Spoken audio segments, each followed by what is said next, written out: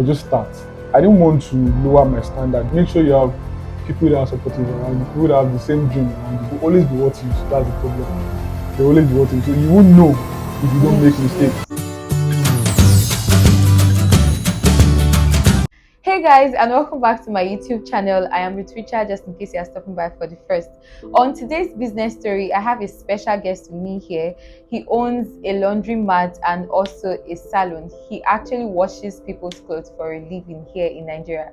So can we get to meet you? My name is Agbede Oluwaseyi Olaide. I'm the managing director of the Plugbrand here in Bodija, Ibadan. What's your story like? How did you start up your business? The idea of the plug has been in my head for a while because we started last year August. I told a friend, I was like, I wanted a place where it can be a hub for men in general. Just for men. That was then. The idea was just for men. So a place where there'll be a laundromat, a bathing salon, a car wash, and a lounge. Like a place where you can come and watch. You know, we love football now. Yeah, Football that's and all true. you get. So it felt like it's a good idea.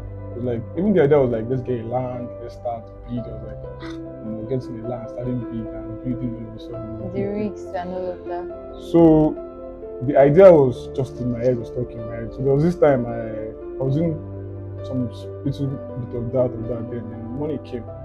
So I was not like, what will I do with this money? So someone very special to me then was like, you have this idea in your head for a while. Just start small. Just get a place, rent the place, furnish the place up and just do it. So I was like, I don't like starting something small. Are you serious? You don't like?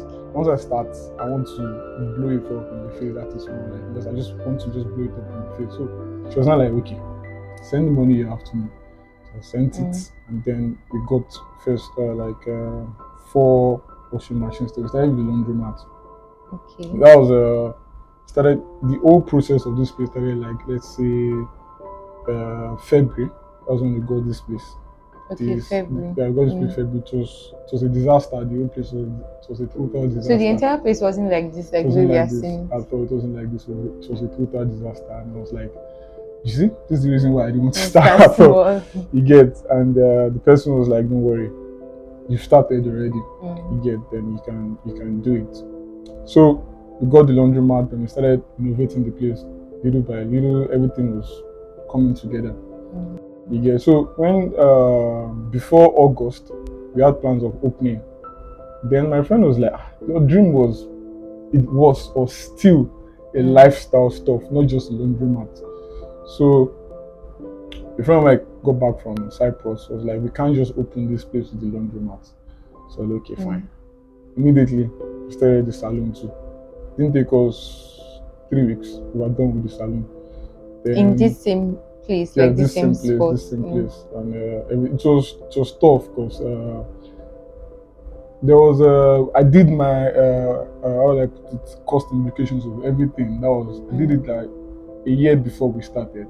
So you know Nigeria and inflation and stuff. So I was thinking probably the cost of this stuff is still probably the same. But it can never be the same. But when I got there, I was wild. Yeah, and I'm someone that I love first class taste. I love my things to be like unique. And if you notice, if you've walked around, so you see that most of the things are actually just some things you might not actually see here presently in Ibadan, especially the salon.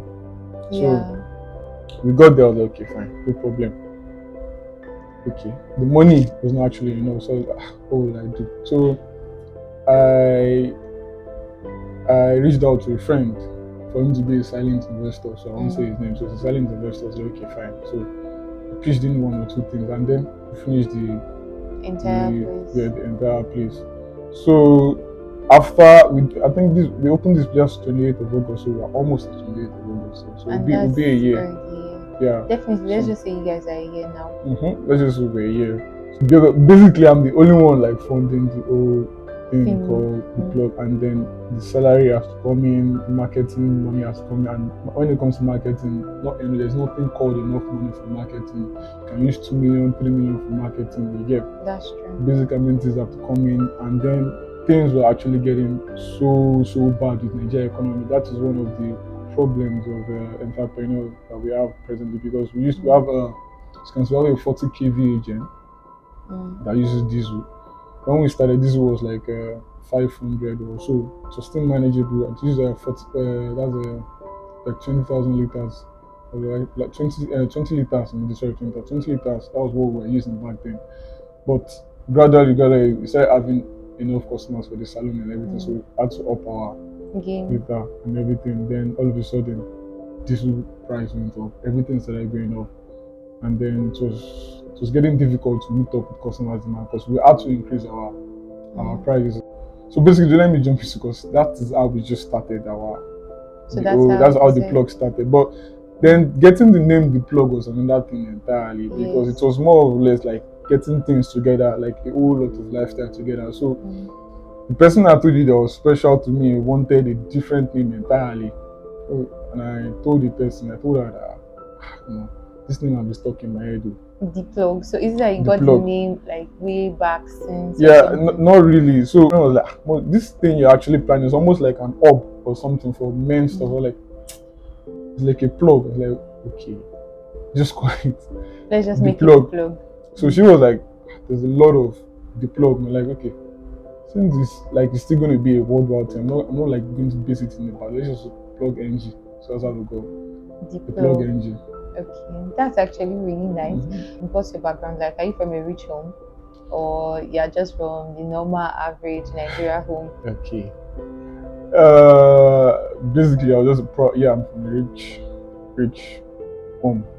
Why did you take so much time? Yeah, that's what I'm from a rich. Why did you take time like that? Nothing. I'm just being humble. So what's it called now? How many are you guys in your family? What school did you attend? We're just two. Are you the first? Yeah, I'm the first. Wow, that's good for the first one. So what school did you attend? I did theater arts in Nigerian. Wow, then I did my law at Kogi State University. So what has the journey been like so far for you? The down, the up, the challenges? How's it been like? Because likewise, as you said before, you said the business is already a year now. So what has the journey been like for you? To be honest with you, if you are a startup entrepreneur in Nigeria, don't even think of. I'm not saying miracles can't happen your first year, though. Can be miraculous your first year, but don't think of profit or don't think of like you like saying, no, I'll start getting enough problem. Nah, just think of the fact that you're going to be down for that first year because it's been lots of down and probably I'm starting to get some of the ups. Yeah, it's been lots of downs because first off, people are not reliable. You get the staffs are not reliable. Nobody wants to work again, though. Everybody just wants to own up their business. Yeah, fast money and everything. You get so, but even the ones that want to work are not reliable. But thank God, when we started, I think we started with like 10 to 15 staffs. Wow, that's actually nice. Yeah, then all of a sudden, Yoruba people say, I don't even know that they, but all of a sudden they started having the conflict of interest between the staffs and all that. But I was basically not around because I had to go up and then to look for funds for the company. So one of the downs we started facing is the staffs. You get their interest was not aligned with mine. You get so I think one of the first person that resigned was our supervisor because of conflict of interest and all between I and him and some of the staff downstairs. So I had to go. So one of the basic first downs I having was unreliable people. Yeah, so it was difficult then. So that was just one of the bits. I didn't even have a problem with the fuel price hike and everything. Then, secondly, the light. Light is a fucking problem. Sorry for using the F word, man. It's a general problem in Nigeria, but that's true. For us entrepreneurs or like that need constant light because of the laundromat and the salon, it's a problem. So let's say, okay, we got a gen, 40 kVA gen that will power almost everything we have here. But another problem. Well, like I said earlier, we started with 500 naira per liter with diesel that was there.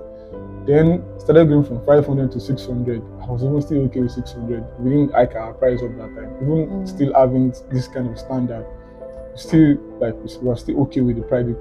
We had clients that were not complaining. But back with our clients, I didn't want to lower my standard because people keep saying probably our prices are up. I didn't care because there's some people that I want to come. Again, I know those people will come, but then the diesel started going up to 800. It was difficult to buy diesel. Buying diesel at the same time and losing on my own end was difficult. And then there's a way we package our clothes here at the plug very well. The packaging has reduced presently now because of the price hike and everything. Everything has to go into the finished product, then has to go into our final prices. So, and then the prices of everything started going up, the packaging. So it was getting difficult to maintain our customers with our prices going up too.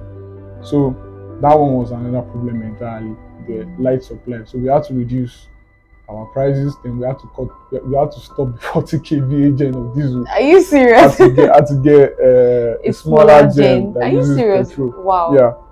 So is it that right now petrol is actually cheaper than diesel? Even with petrol, because I know petrol is still high. Beginning of this year, even with petrol is actually still way cheaper than diesel. But there was a fuel scarcity at a point. Yes, that's true. At a point, and it was difficult to get fuel. But I had this uncle that had a petrol station, so it was like him helping. Yeah, it was him helping out and everything. But thank God for. So apart from the like I said, the downs, the unreliable staff,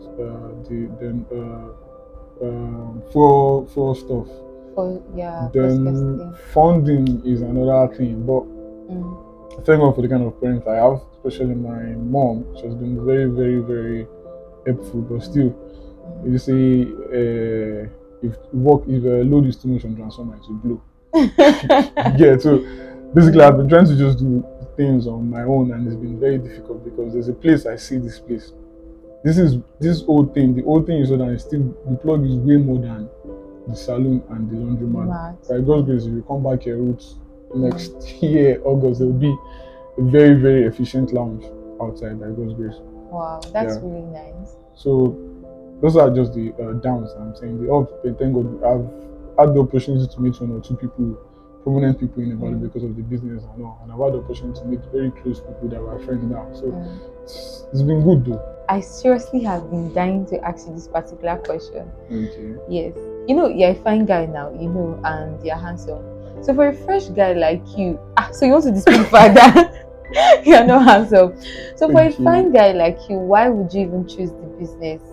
What's it called now? Laundry. What were you thinking exactly that made you choose that particular business, that I want to go into laundromat and also a salon? A salon is even understandable, but laundry, is it that you plan that you would be the one at first washing the people's clothes? I've always been a rebel when I was a kid. Growing up, I've always been a rebellious kid. So when Nigeria educational system, most of us are started out that right now you can actually say you want law and you get it in most of the private universities. Private universities. When we finished school, then there were not lots of private universities outside then. So I wanted law, but I didn't get law. Like I said, I got theater. So the old law thing was now fading in my head. So when I got out of school and everything, was like, even after the whole getting out of law in Kogi State University, I was still rebellious because I didn't like the thing was out of me. But my parents actually just wanted me to just do the whole law thing. But nah, it's not my thing again. So and when this whole idea of the laundromat was stuck in my head, like this whole hub, like I said, this whole hub for men, and as laundry is kind of I love clean clothes. Oh, yeah. I see. I love the aesthetics behind clean clothes. Like I love when I just say get out of the clothes is clean. I just love clean clothes entirely. Wow. So that's the idea for the laundry. And salon too, man. I love clean cuts too. Like once your hair is I love it. That's why I have beard, sorry. So, yeah. So that's how that's why there's a laundromat and the salon. Yeah. So now where do you see this business in 7 years' time to come? In 7 years' time to come, to be honest, we're going to have base around all the prominent cities in Nigeria. So we are planning on having one in Abuja very soon. But I want I want to finish everything called the lifestyle hub right now in Ibadan, so that people won't just be saying the plug as just a laundromat and salon. So before moving to Abuja, I want the base to be strong and to be, like I told you before we started the interview, I've not been around, so but I've had to sit down and okay, let me put an administrative structure here before turning into other stuff or the lounge or everything, because even if the lounge is here and there's no administrative structure to scatter. So basically in the next 7 years we're going to have base in every prominent city in Nigeria and hopefully outside Nigeria too. Next 7 years is a very long time to achieve something like that. So as someone who is passionate about what he does for a living and someone who really enjoys what he does for a living, so what then would you have to say to several persons who are planning on starting up their business or several persons who are planning on doing this whole entrepreneurship of a thing? Okay, guys, I'm going to be very, very, very honest with you. It's not easy, man. It's not easy. It's good. It's cool. People say, you own your own shit. You get the CEO of your own shit. But it's very, very cool. It's not going to be easy. But I'm not going to say you should not start. Just don't look at it like people have. When I started the gym, it was way too big in my face. Like, this shit is way too big. Trust me, you have that dream. In fact, it's good to have a dream that is way too big for you. But just start. Once you start, that is it. Like, you won't even know how things will start falling in places. You will have your downs, man. Trust me, there are times I'll be like, I'll call my mom, I want to close this place down. Because it's been difficult, you get, but still, once you sit down one time, be like, I own this shit, like, this is what I've done for myself. The motivation will come from nowhere. Like, in fact, to close this self, go to do like social decrease. You get, basically, Nice. the thing is just start. It's not easy, but once you start, things will start falling into places by itself. People, once you have supportive people, make sure you have people that are supportive around you, people that have the same dream around you, because definitely, if not for this person that actually and some of my friends around me, I don't think I would have actually had the courage and the motivation to start this at all, because she pushed me, they pushed me. My mom has always been against business. She's a protective person though, so she has always been like, what if this, what if that? I'm like, there will always be what if. That's the problem. There will always be what if. So you won't know if you don't make mistake. You will make the mistake. That is how you will know how to actually bring yourself out of the mistake. So that is what I have to say for you guys. Just start, because once you start, then just trust me, you start having your path will start clearing for you. So that's it. But it's good. But like I said, it's not going to be easy. At all. It's not a cakewalk though. Definitely, anybody that feels being an entrepreneur is easy. No, I've heard several stories from several persons, and they would always tell you that being an entrepreneur it's not easy. So you guys have heard from him. He said just start and always make sure you have like very good and supportive friends around you. Sure. Definitely, that would definitely help you guys. So thank you so much guys for watching. Please do not forget to like, comment and subscribe, and also I hope you guys have been able to learn one or two from his own business story. I love you all, and I'll see you guys in my next video. Bye guys. Bye.